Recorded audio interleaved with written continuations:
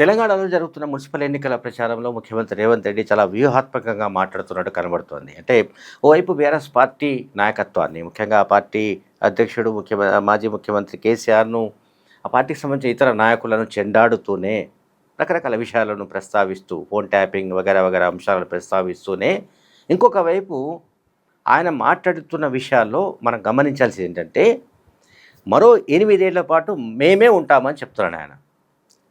ఆయన కాన్ఫిడెన్స్ లెవెల్స్‌ని నిజంగా కాంగ్రెస్ పార్టీ కార్యకర్తలు, నాయకులు హర్షించాలి. దాన్ని ఇన్స్పిరేషన్‌గా తీసుకోవాలి. అంటే మనిషి ఎంత పాజిటివ్‌గా, అంటే ఎంత ఆశాజనకంగా మాట్లాడుతున్నాడు అనే దాన్ని బట్టి కూడా చెప్తున్నాను. రేవంత్ రెడ్డి చాలా స్పష్టంగా మాట్లాడుతున్నాడు ఆయన. ఎక్కడ పొల్లు పోకుండా, ఎక్కడ అరమరిక లేకుండా, లేకపోతే ఎక్కడ ఏ రకమైన ఏమంటాం అటు ఇటు ఇది కాకుండా, అంటే కన్‌ఫ్యూజ్ కాకుండా చాలా క్లియర్‌గా మెసేజ్ ఇస్తున్నాడు. మరో 8 ఏళ్ల పాటు మేమే ఉంటాము. కాంగ్రెస్ అధికారంలో ఉంటుంది. నేను ముఖ్యమంత్రిగా ఉంటాను. కనుక మీరు ఇప్పుడు రాష్ట్రంలోని 123 మున్సిపాలిటీలను మనం కైవసం చేసుకోబోతున్నాము. సో మున్సిపల్ ఎన్నికల్లో ప్రజలు ఖచ్చితంగా కాంగ్రెస్ పార్టీకి ఓటు వేస్తారు. ఓటు వేసే విధంగా ఎందుకు ఓటు వేయాలో కూడా ఆయన ప్రజలకు కనెక్ట్ కావడానికి, వీళ్ళ ద్వారా, అంటే పార్టీ క్యాడర్ ద్వారా ప్రజలకు కనెక్ట్ కావడానికి ఆయన కొన్ని సందేశాలు కూడా ఇస్తున్నాడు. అందులో ముఖ్యంగా మహిళలకు ఉచితంగా బస్సు ప్రయాణం కావచ్చు, అండ్ రేషన్ కార్డుల జారీ కావచ్చు, పేద ప్రజలకు సన్నబియ్యం కావచ్చు, ఇందిరమ్మ ఇళ్ళ వంటి పథకాలు కావచ్చు, వీటన్నిటిని ఆయన ఉదహరిస్తున్నాడు. అట్లాగే రైతులకు సంబంధించిన పాయింట్ ఆఫ్ వ్యూ చూస్తే రైతు భరోసా గురించి కూడా ఆయన మాట్లాడుతున్నాడని మనం అర్థం చేసుకోవాలి. గడిచిన రెండేళ్లలోనే ఆల్మోస్ట్ 18,000 కోట్లను మున్సిపాలిటీలో ఖర్చు పెట్టినట్టుగా ముఖ్యమంత్రి రేవంత్ రెడ్డి ప్రచారంలో మాట్లాడుతున్నారు. అలాగే పేద ప్రజలందరికీ కూడా బీఆర్ఎస్ హయాంలో 10 ఏళ్ల పాటు ఎవరికైతే రేషన్ కార్డు రాలేదో వాళ్ళందరికీ రేషన్ కార్డులు ఇచ్చి, ఆ పేద ప్రజలందరికీ వాళ్ళ సన్నబియ్యాన్ని పంపిణీ చేస్తున్న ఘనత తమ ప్రభుత్వానికి ఉందని కూడా ఆయన తన క్యాంపెయిన్లో మాట్లాడుతున్నాడని మనం అర్థం చేసుకోవాలి.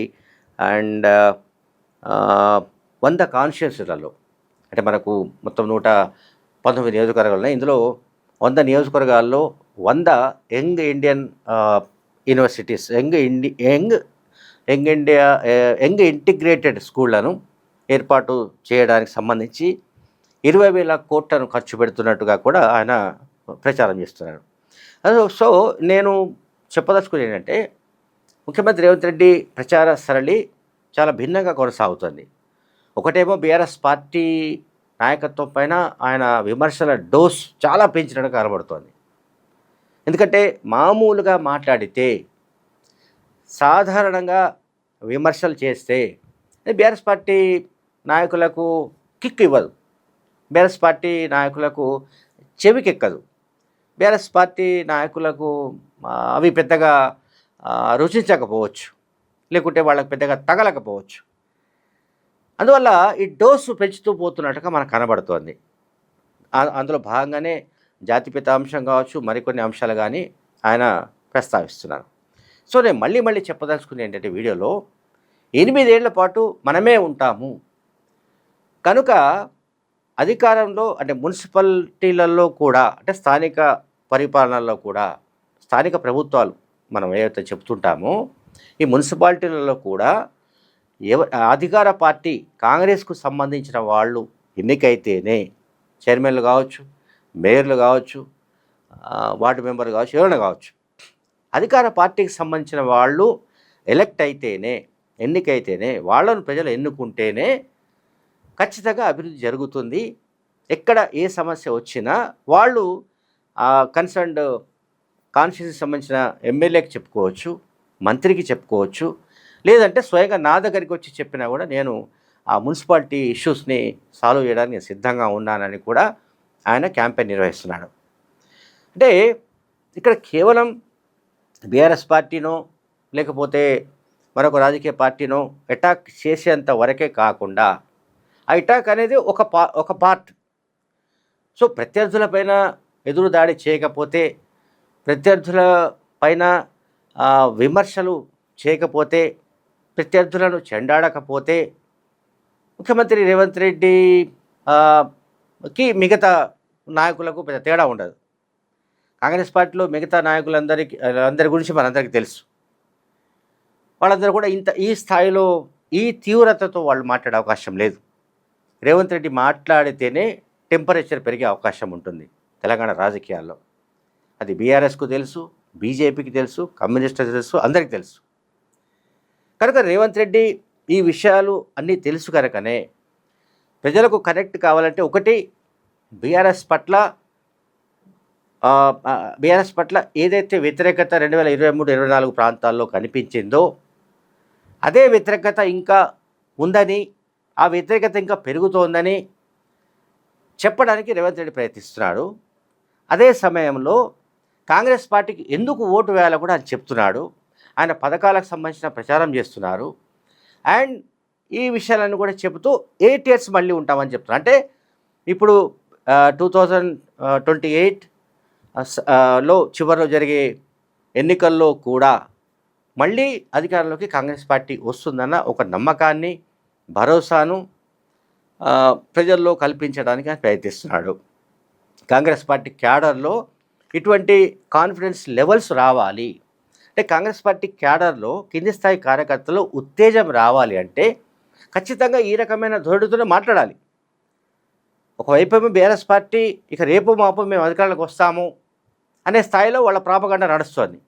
సో ఆ ప్రాపగండకు కౌంటర్ చేయాలంటే రేవంత్ రెడ్డి ఈ రకమైన ప్రాపగండను ప్రారంభించినట్టు కనబడుతుంది. కౌంటర్ ప్రాపగండ 8 ఏళ్ల పాటు మేమే ఉంటామని చెప్తున్నాడు ఆయన. అంటే నెక్స్ట్ వచ్చే ఎలక్షన్స్లో 2-3 ఏళ్లలో వచ్చే ఎన్నికల్లో కూడా ప్రజల తీర్పు కాంగ్రెస్కు అనుకూలంగానే ఉంటుంది. కాంగ్రెస్కు అనుకూలంగా ఎందుకు ఉంటుందంటే రైతు భరోసా అమలు చేస్తున్నాము, రైతులకు రుణమాఫీ చేశాము. అట్లాగే బీఆర్ఎస్ హయాంలో 10 ఏళ్లలో జరగని అనేక కార్యక్రమాలు అత్యంత వేగంగా ఈ 2 ఏళ్లలో జరుగుతున్నాయి. ఈ విషయాలన్నీ కూడా రేవంత్ రెడ్డి చాలా వివరంగా ప్రజలకు అందించడానికి, చెప్పడానికి ఆయన ప్రయత్నిస్తున్నట్టుగా మనకు ఆయన ఎన్నికల ప్రచార సరళి కనిపిస్తోంది. అంటే ప్రచార సభల్లో ఆయన మాట్లాడుతున్న తీరు కనబడుతోంది. అంటే దీనివల్ల ఏంటంటే ఒకటి, నేను ఇంతకు చెప్పినట్టు కాంగ్రెస్ పార్టీ క్యాడర్లో జోష్ రావాలి. క్యాడర్లో జోష్ ఎప్పుడు వస్తుంది? కాంగ్రెస్ పార్టీ బలంగా ఉంది, కాంగ్రెస్ పార్టీని ఎవరు బలహీనపరచలేరు, అండ్ కాంగ్రెస్ పార్టీ మళ్ళీ ఎన్నికల్లో గెలుస్తున్నాము. సో మళ్ళీ ఎన్నికల్లో గెలిచిన తర్వాత నెక్స్ట్ 5 years టర్మ్ కూడా మేమే ఉంటాము. అంటే 8 years, ఇప్పుడు ఒక 3 ఏళ్ళు, ఆ తర్వాత ఇంకొక 5 ఏళ్ళు. సో సెకండ్ టర్మ్ కూడా కాంగ్రెస్ మళ్ళీ అధికారంలోకి వస్తుందన్న ఒక మెసేజ్ ఆయన బలంగా ఇవ్వడానికి మున్సిపల్ ఎన్నికల ప్రచారాన్ని వాడుకుంటున్నట్టుగా కనబడుతోంది. ఇది ఒక భిన్నమైన క్యాంపెయిన్ స్టైల్ ఇది. అంటే ఒకవైపు బీఆర్ఎస్ పార్టీని ఎంత తిట్టినా కూడా సరే, బీఆర్ఎస్ పార్టీ నాయకులు ఎట్లా పట్టించుకుంటారు ఏమిటనేది పక్కన పెడితే, కాంగ్రెస్ కార్యకర్తల్లో కూడా రేవంత్ రెడ్డి కాబట్టే ఇట్లా మాట్లాడగలుగుతున్నాడు, మరొకరైతే ఇట్లా మాట్లాడలేరు అని అనుకుంటారు.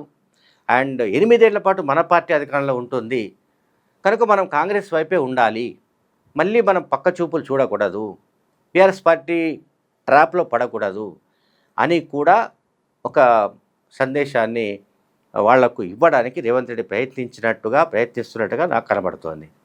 Thank you very much.